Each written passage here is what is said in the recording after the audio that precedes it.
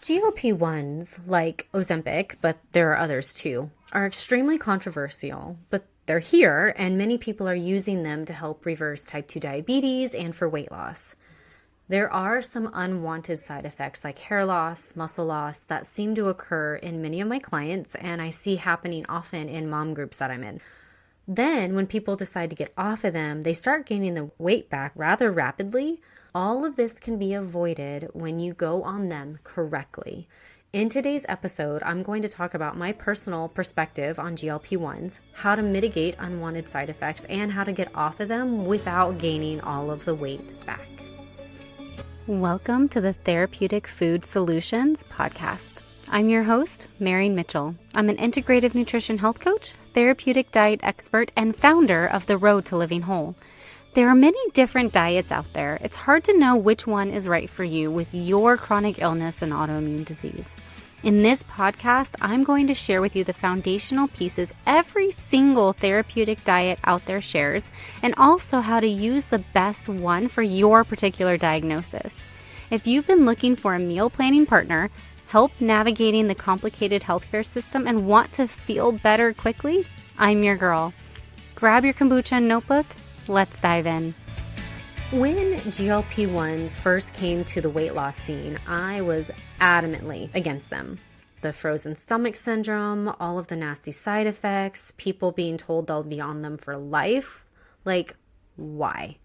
Why would you do something that costs thousands of dollars a month when you could just make lifestyle adjustments that are less expensive and longer lasting? However, I'm not one to just assume what I think or what I believe is correct. I'm always learning. I listened to a course by Dr. Tina Moore on GLP-1s talking about the science behind them, why people are getting these horrible side effects, and how to mitigate them. It changed my perspective on them. I learned that people are being prescribed them incorrectly, not being properly educated on how to use them to their advantage, and it was costing them their health. GLP-1s can actually be a really incredible tool, just like continuous glucose monitors, another controversial tool I'm a big fan of. Now, I'm going to say I am not an expert on GLP-1s. I am not a doctor. I am not advocating for or against them, but as a health coach, I partner with doctors and their patients. I am seeing more and more clients who are on these medications who are experiencing harmful side effects. They're losing their hair, they're losing muscle, they're dealing with horrific nausea, or they're trying to get off of them and the scale's going up dramatically every time they do, so they're seeing me to help them. What I have learned is that they are being overprescribed, meaning people are being put on way too high of a dose. For some reason, people, including doctors and, these people who are prescribing these medications, think more is more. If someone has a ton of weight to lose or extremely high blood sugar, they put them on these really high doses. And those high doses are what are leading to the frozen stomach, the nausea, the diarrhea, the lack of thirst, and the lack of hunger. What I have learned is less is more. Lower doses get people results without those horrible side effects. Finding a doctor who uses them as a short-term health tool versus someone who tells you you have to stay on them for life will make or break your success with using GLP-1s. Now I want to talk about using them as a health tool. There are very few medications that are healthy to stay on for life. Even those, you need to know how they impact the body so you can mitigate nutrient loss and such. As a health coach, I think it's important people have informed consent. You don't know what you don't know. You can make the choice that feels right for you, and I'm here to help you reach your health goals along the way and guide you through all the tools at your disposal that you decide to use. The body actually does make GLP-1. It's made in our gut and in our brain. There are times that things are so out of balance that your body can't make enough. Typically, it's a long-term poor diet plus lack of physical activity. Taking a low dose along with making proper lifestyle changes can truly help people's bodies find balance again and start creating its own GLP-1 again. You cannot go on these and eat like crap. One of the things I often hear is, well, I'm less hungry and really only eat once a day, so I'm going to enjoy the food I never get to eat. No. This is the absolute wrong approach. Of course, you're going to gain weight when you try to get off of them. You're not using it as a tool to help you make diet and lifestyle changes. What I think is the correct approach to using GLP-1s is to use the lack of insatiable hunger and no sweet tooth to your advantage and create a healthy diet and lifestyle with its assistance. So what does that look like? Number one, you need to be eating 4 times per day. You cannot not eat and then get off of the medication and start eating like a normal human being and not gain weight. Like you're going from eating maybe 5, 6, maybe 800 calories a day to eating a normal amount, for a woman, 1600 to 2000 calories, and for a dude, 2000 to 3000. Like that's not going to work. Of course you're going to gain weight, okay? So you need to be eating like a normal human 4 times per day. Number 2, you need to focus on nutrient-dense food. You cannot eat crap just because you quote-unquote can right now and still lose weight.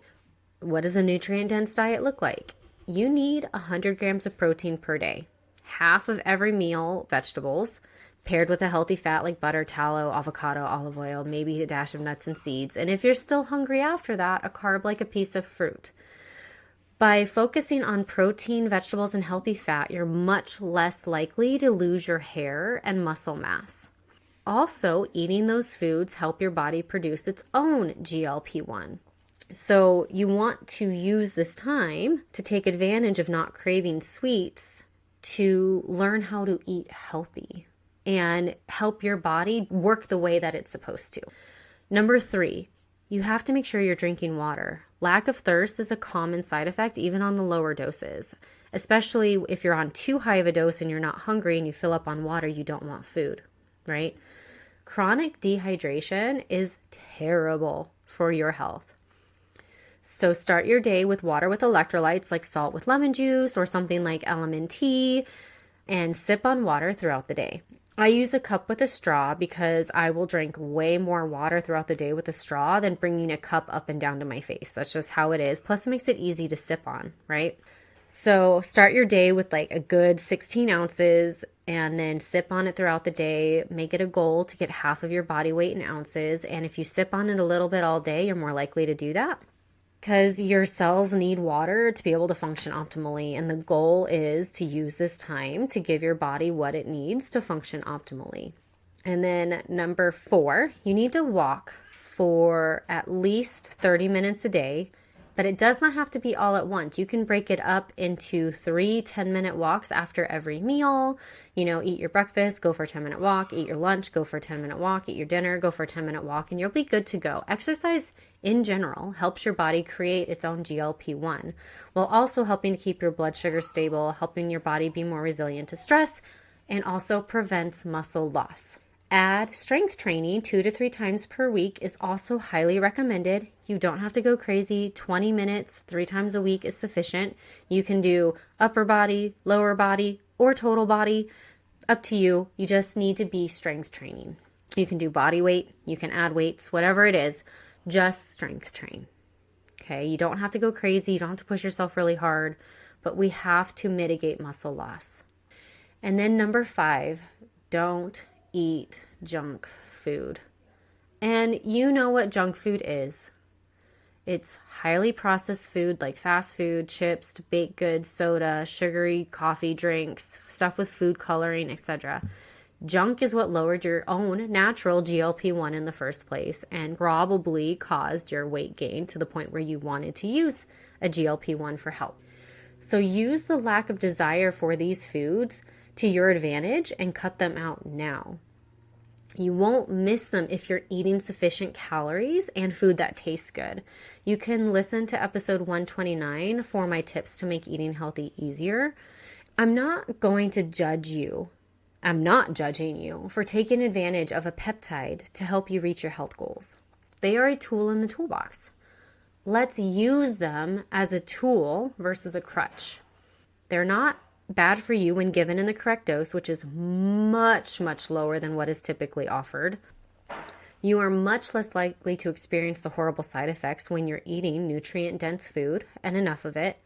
And you're much more likely to keep your muscle and your weight off, keep your blood sugar in a healthy range by continuing to eat this way when you stop taking the GLP-1. Quick recap. GLP-1s are a tool in the toolbox. They should not be treated like a crutch to continue eating crappy food and not moving your body. If you treat it like a crutch, you're likely to be taking too high of an amount, which leads to serious side effects, hair loss and muscle loss. You can avoid these by working with a practitioner well-versed in these peptides, understands that less is more, and then take it upon yourself to use the lack of desire for junk food to your advantage and replace junk food with nutrient-dense food that includes sufficient protein and healthy fats. Then also work on building or maintaining muscle and daily movement, like walking. And then by the time you wean off, you'll be able to keep the weight off that you've lost, plus your blood sugar will stay in a healthy range. So all the things that you went on them for, you're going to keep. And that's the goal, right? If you would like support reaching and maintaining your health goals, I would love to partner with you. I would love to show you what eating healthy looks like, how to mitigate side effects from any medication that you're on, and support you through this journey. You can learn more about me over on my website, roadtolivingwhole.com. You can join my Facebook group and follow me on Instagram. I will list those links for you in the show notes. Getting healthy takes a wide range of options, and there is no magic pill. At the end of the day, you have to own your health. Tools are tools. Use what you and your doctor feel that you need that's going to help you reach them. But at the end of the day, your health rests on your daily habits, what you're eating, how you're taking care of your body, your stress, your sleep, your toxic load, all of that. And there's no guilt for needing medication to help you get there, because help is help.